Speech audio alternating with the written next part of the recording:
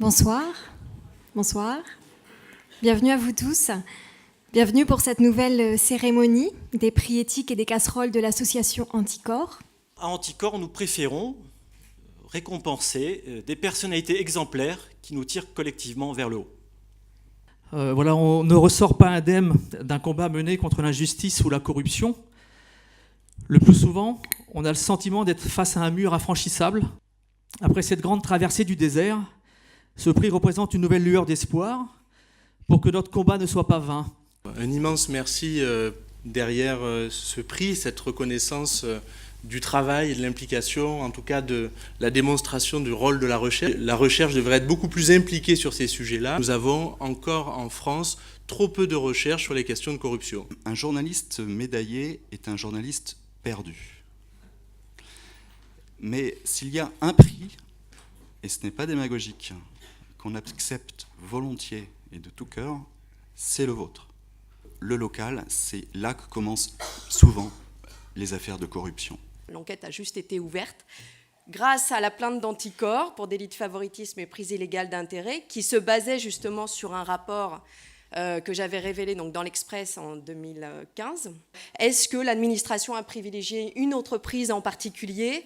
Est-ce que elle a payé le bon prix pour cette prestation? Et donc quand on dit ça, c'est est-ce que les Français ont payé le juste prix? Merci beaucoup pour ce prix, ça me touche beaucoup parce qu'effectivement c'est un travail fastidieux toutes ces années dans les coulisses du Parlement. Le problème du Parlement français ou le problème avec le Parlement français, c'était pas des dérives individuelles, c'était bien l'existence d'un écosystème en soi qui, au lieu d'empêcher l'argent public, d'empêcher l'abus d'argent public, qui le favorise. On ne peut pas avoir des citoyens engagés pour une meilleure démocratie si ceux-ci ne sont pas correctement informés. Anticorps est la démonstration que lorsque les citoyens s'emparent des outils juridiques offerts par la démocratie, ils peuvent la rendre plus éthique et plus inclusive. Ce qu'on vit n'est pas fatal. C'est 80 milliards d'euros qui nous manquent chaque année dans le budget de la République. C'est à peine plus que le déficit annuel qu'on nous impose et au nom duquel on nous impose l'austérité. La finance a pris le pouvoir. Elle a pris le pouvoir mondialement. Elle a un pouvoir énorme et que ça conduit à la corruption, ça conduit au lobbying. La prescription pénale, elle était de 3 ans jusque récemment, elle est aujourd'hui de 6 ans, suite à une réforme de la prescription de février 2017.